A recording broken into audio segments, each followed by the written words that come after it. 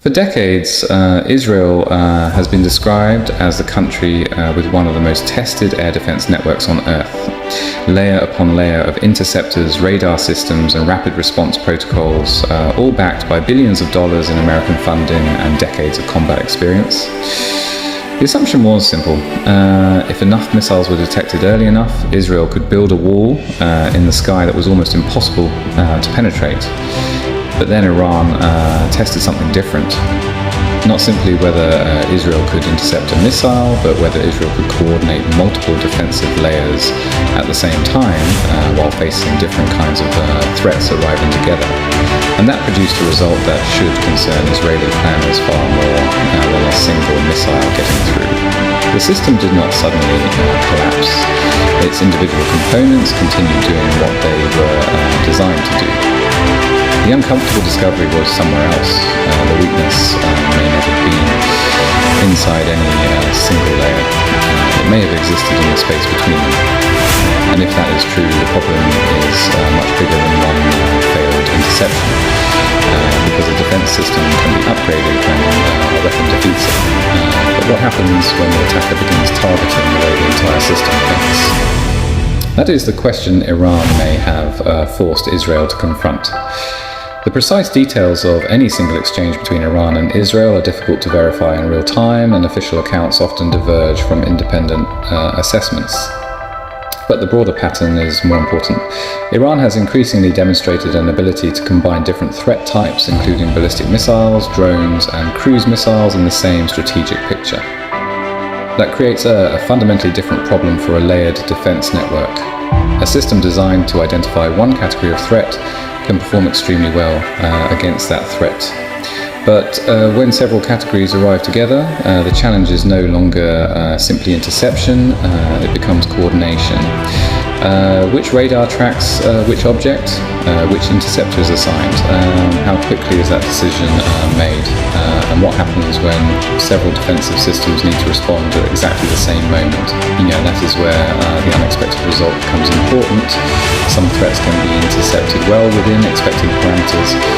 Others may force different defensive layers to operate simultaneously under extreme pressure.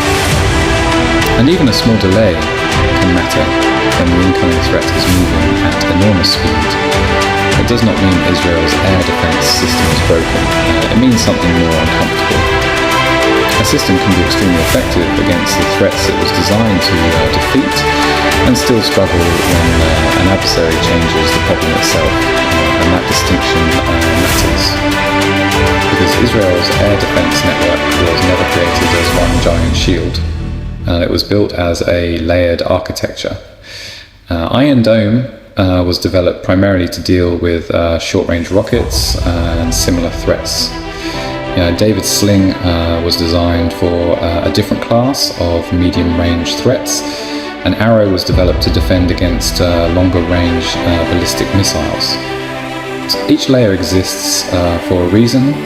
Each has different sensors, different interceptors, different engagement ranges, and different operating assumptions. The architecture has enormous advantages. If one layer cannot stop a threat, another layer may have an opportunity to do so. Redundancy creates resilience, but redundancy also creates something else: handoffs. And every handoff creates a point where information responsibility and timing have to move from one part of the system to another. That is the scene. Imagine three highly sophisticated defensive systems operating next to each other.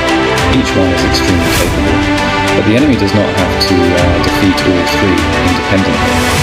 It may only need to create enough confusion or timing pressure at the point where they interact. That is the difference between attacking a wall and attacking the architecture behind the wall. A missile aimed directly at one defensive layer gives that layer a relatively clear problem to solve. But a mixed attack can create a much harder question. Which threat matters most? Which system should respond first? Which target should receive the most expensive interceptor? And how do commanders prevent one layer from becoming overloaded while another remains available? This is where the concept of the seam becomes critical. Every layered defense system has seams. The handoff points between radars.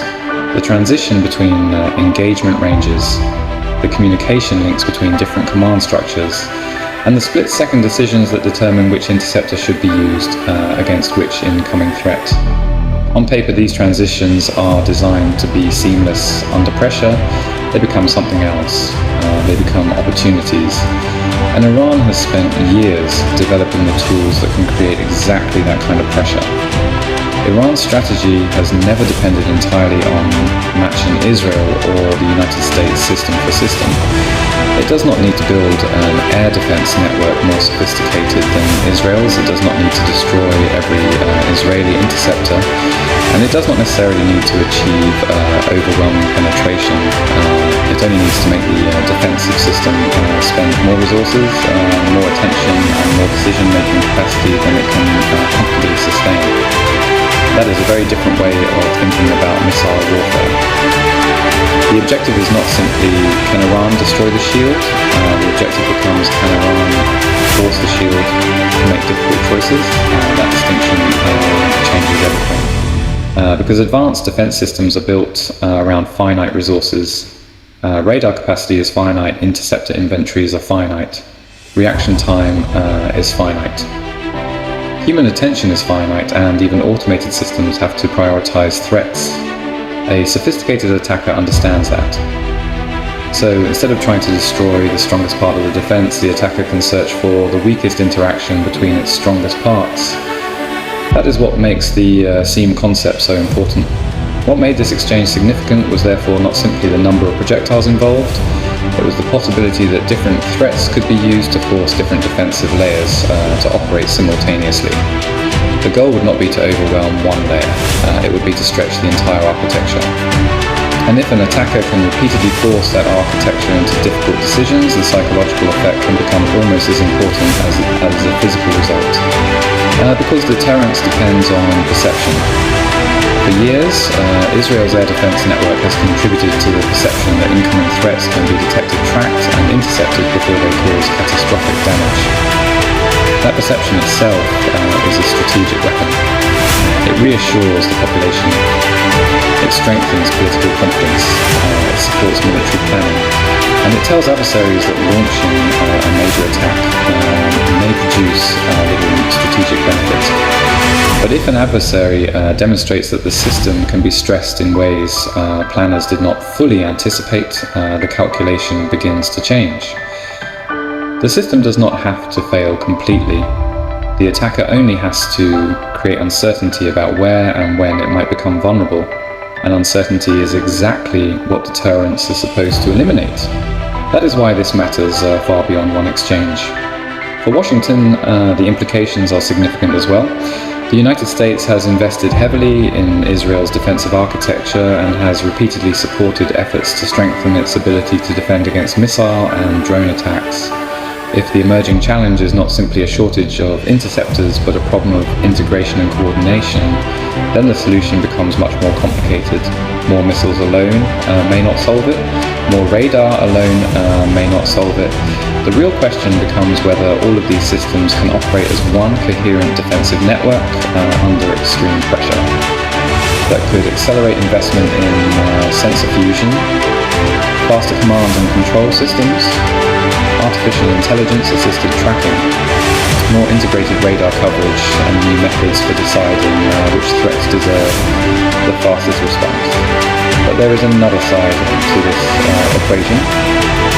Every time Israel closes one vulnerability, Iran can study the response, and that creates a continuous cycle. Israel improves the defense. Iran studies the improvement, Iran changes the attack pattern, Israel adjusts again. The context becomes less about one weapon and more about adaptation. That is where Iran's strategy becomes particularly important. Iran has spent years developing drones, cruise missiles, ballistic missiles, and other systems that can be combined in different ways. The value of that arsenal is not simply the destructive power of each individual weapon. It is the uncertainty created when defenders cannot know exactly what combination is coming next. A ballistic missile creates one problem, a drone creates another, a cruise missile creates another. But when they appear together, the defender has to solve all three problems simultaneously. That is where saturation becomes more than a numbers game. It becomes a decision-making problem, and that is potentially the most important lesson. From the exchange, Iran may not need to defeat Israel's air defense network. It may only need to continuously force Israel to redesign how that network thinks. The consequences could extend across the region. Hezbollah is watching, Houthi forces are watching, other regional actors are watching. If scene-based pressure proves repeatable, then other actors could study whether similar approaches can be adapted to their own arsenals. That does not mean they can simply copy Iran's methods. Israel's defenses are constantly evolving, but the strategic lesson is easier to copy. Do not attack the strongest part of the system directly. Attack the assumptions that connect the strongest parts together, and that creates the next question. What happens now? Israel is unlikely to simply accept the vulnerability. The first response will probably be greater integration, more sensors connected to more systems, faster data sharing, more automated threat classification, and potentially greater use of AI-assisted decision-making to reduce the time between detection, identification, and interception. Washington could also accelerate technology transfers and defensive cooperation because the problem is no longer purely Israeli. The same challenge exists for any modern military that depends on multiple defensive layers operating together. But Iran, has an incentive to continue experimenting. If Israel closes one seam, Iran will search for another. If one attack pattern becomes predictable, Iran can change the combination. And if one defensive layer becomes too difficult to penetrate, the pressure can simply move toward another part of the architecture. That creates an endless competition between adaptation and counter-adaptation, and it may produce something even more dangerous than a simple arms race. And it may produce miscalculation, because when both sides believe they understand the other's capabilities, they may make decisions based on assumptions that are no longer accurate. Israel may believe its defenses can absorb a certain level of attack. Iran may believe it has discovered repeatable vulnerability. If either assumption is wrong, the consequences could be enormous. That is why the next phase matters more than the last exchange. The question is no longer whether Israel can intercept missiles. It clearly can. The question is whether Israel can remain equally effective when an adversary deliberately designs an attack around the connections between its defensive layers. So was this a technical failure? Not necessarily. The interceptors can perform exactly as engineered. The radars can track exactly as designed.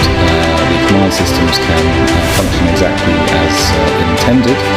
And yet, the architecture can still be placed under unexpected pressure. That is the difference between a technical failure and a failure of imagination. Technical failures can be patched. A failure of imagination requires something much harder. Rethinking what the enemy is capable of trying. For years, the central question was, can Israel build a defense strong enough to stop the missiles? Now the question may be different. Can Israel build a defense flexible enough to stop an enemy that keeps changing the problem? Because Iran's most important achievement may not be getting through a particular defensive layer. It may be proving that the wall itself has a structure. And every structure has seams. Israel can strengthen them, Israel can integrate them, Israel can build new systems around them, but the race does not end there. Because once one seam is closed, the attacker starts looking for the next one. And that leaves Israel with a much harder challenge than simply rebuilding the wall. It has to predict where the next gap will appear before someone else finds it first.